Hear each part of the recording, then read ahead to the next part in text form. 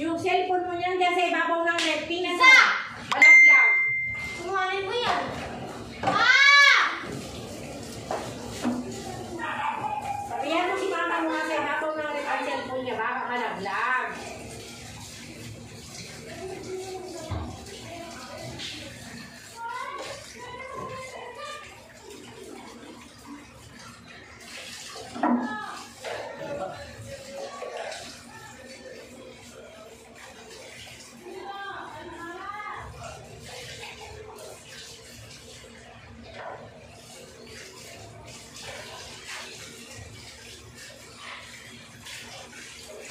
Baba mo yan. So. Pag mamay nagbukas yan ka frigider yan. Laglag yan cellphone So. mama mo. Ah! Isa. Bibigyan mo.